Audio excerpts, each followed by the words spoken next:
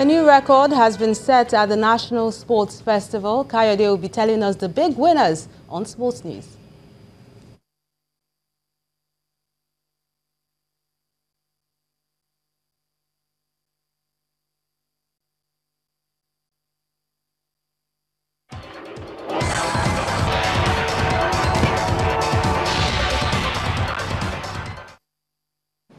Thank you, Melinda, and welcome to Sports News.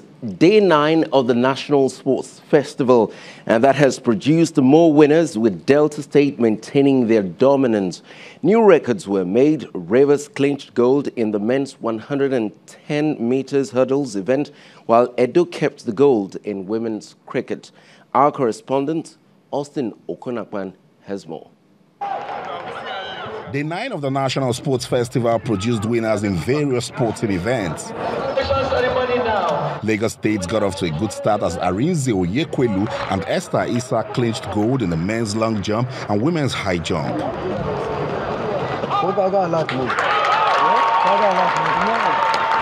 It's been awesome. This is actually my first National Sports Festival, and equaling the past record is actually good.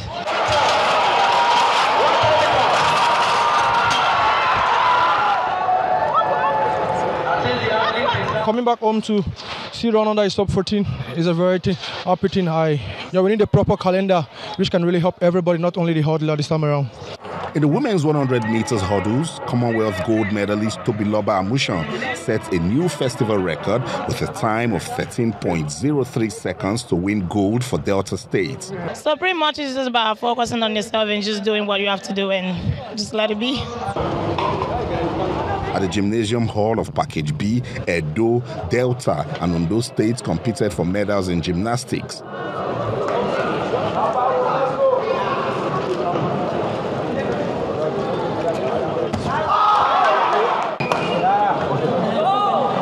In badminton, African champion Dorcas Adeshokon beat Edo's Deborah Divine to win gold.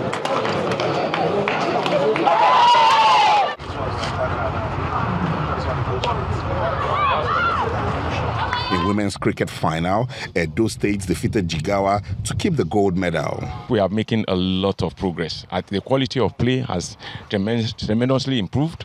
The boys also did very well. We've seen a lot of qualities, contrasting plays from different sides, experience, youthful exuberance and all that. And I think it's good for our game. As the 19th edition of the National Sports Festival gradually comes to an end, it has shown us once again that Nigeria is a country blessed with sporting talents, and with a promise that we can rule the sporting world if only we put the right machinery in place to discover, nurture, and sustain those talents. From the Abuja National Stadium, Austin Okonakwan, Channels Television News. Meanwhile, Nigeria's CAF Confederation Cup representative Rangers International of Enugu held Algerian side USM Abbes in the final qualifying round. The Flying Antelopes produced a very disciplined performance in Algeria as their opponents were left frustrated. Both sides cancelled each other out in a game that had few clear-cut goal-scoring opportunities. The second leg comes up on December the 23rd at the Nnamdi Azikiwe Stadium in Enugu.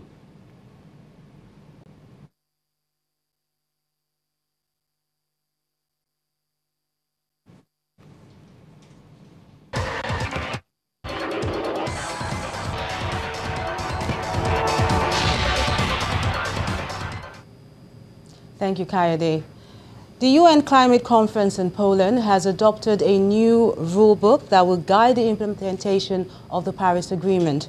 At the talks, which stalled for days, leaders from nations on the front line of the climate crisis and young climate activists made strong demands for all states to immediately strengthen commitments to the Paris Agreement. Observers say bold attempts to prevent climate change forcing millions more into poverty have been undermined by wealthier nations. The chair of the African Group of Negotiators told our correspondent Ayola Kazim that although Africa does not have all they are asking for, the expected document still addressed issues important to the continent in dealing with climate change. There are some elements that we believe that were crucial.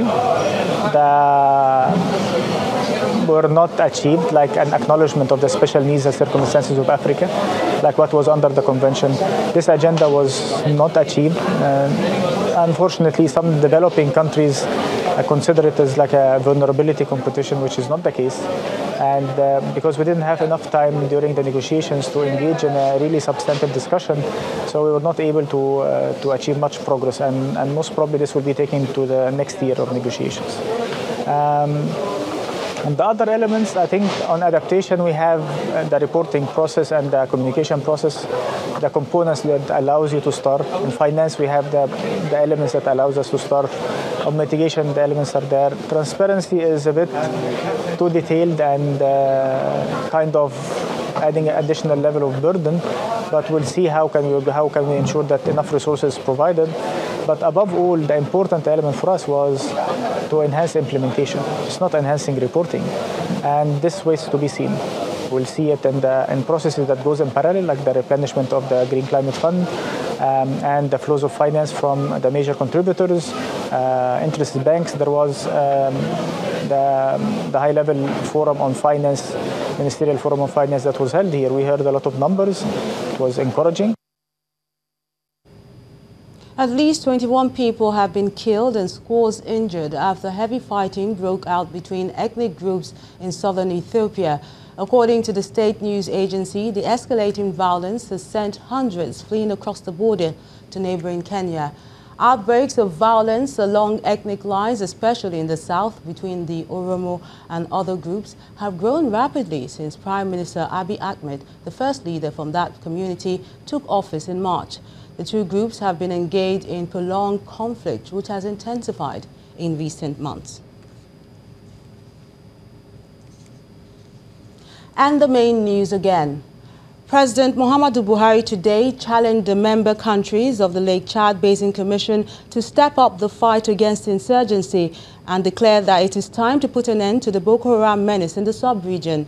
He said this at an extraordinary meeting of the Commission in Abuja today. And that's the news at 10 to 9. Thank you so much for watching. I'm Melinda Akilami.